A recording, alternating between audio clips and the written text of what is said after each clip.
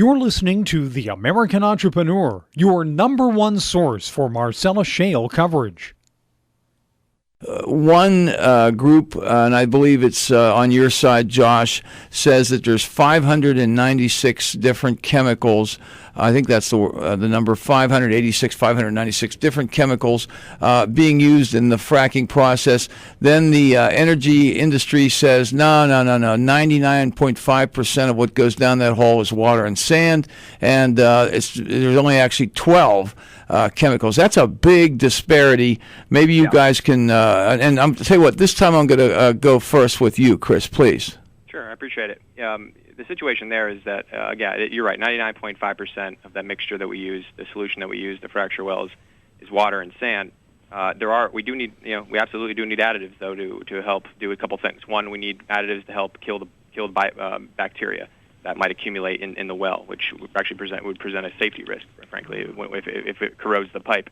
We need additives to help change the surface tension of the water so we can get it down the well. Emulsifiers help thicken it up a little bit. The most prominent one there is guar gum. We use guar gum in ice cream and peanut butter. And then we need some. We also need some stuff to once the fracturing job is complete to get things back up through the well. We have to change it back to a water change the surface tension back again to get it back up. And so basically that's what we use it for. I mean, we're in a situation now where the Groundwater Protection Council says that on average 12 different chemicals. 12. Okay, so you're saying there's only 12 chemicals? Well, that's the thing. We have operators in Pennsylvania right now down to 3. And trying to use even fewer through a bunch of different innovations. It's better for business that way. It's I'm cheaper. Sure the gas industry is pumping ice cream and peanut butter down into the ground. It's benzene, formaldehyde, glutaraldehyde, biocides that are used to, kill off bacteria. These things are not things that you want to be drinking.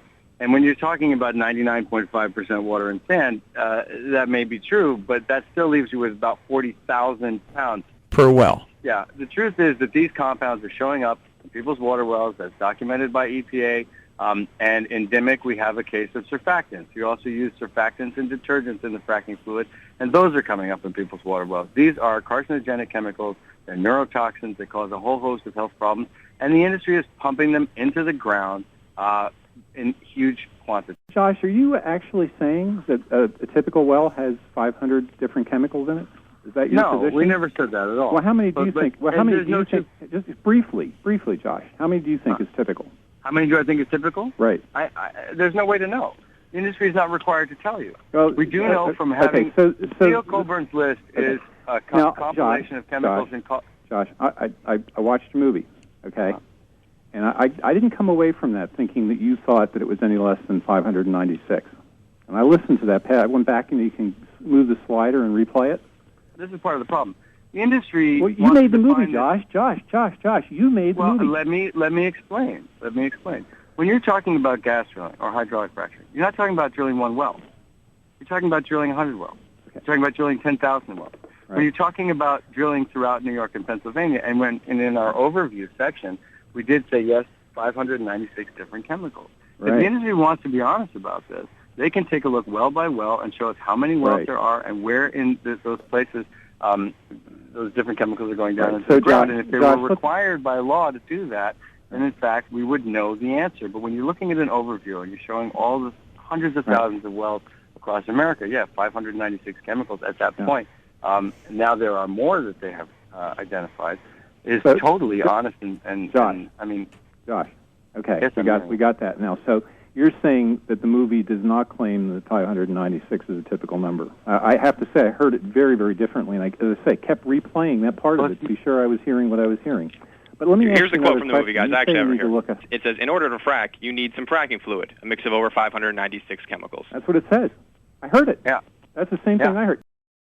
Less than 2 weeks ago, we had a guy on the show who ran a company for many years, doesn't do it any longer, he's out of this business, but his company's business was measuring the extent of frac jobs, measuring the distance and the direction that they had traveled so the companies would know whether they'd gotten what they paid for.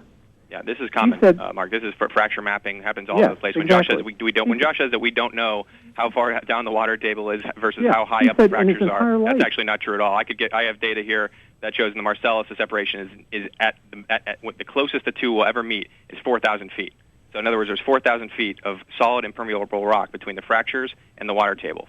It is totally a mischaracterization, but I'm actually interested in what Mark is saying. So let me finish then. So he said that in his experience, the Grand Champion frac job vertically he ever saw was like 900 feet, and that was like vanishingly rare.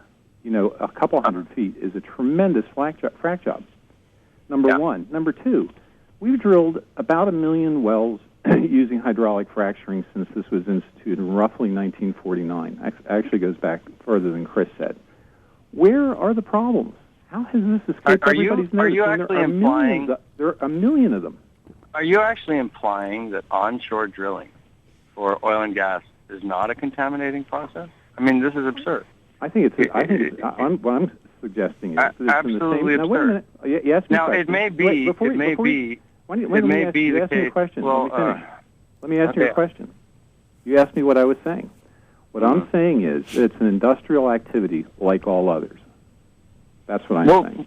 Well, yes, it is an industrial activity. Industrial activity contaminates watersheds and it pollutes air.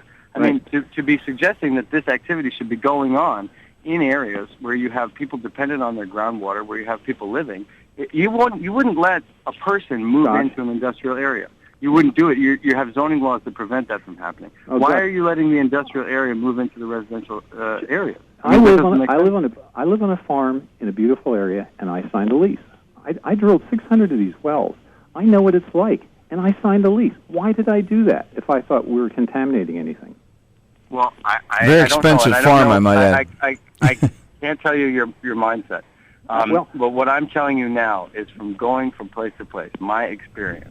Every single place the industry is going, they are contaminating the water. They are polluting the air. I think that is one of the most unsupported statements I've ever heard in my life.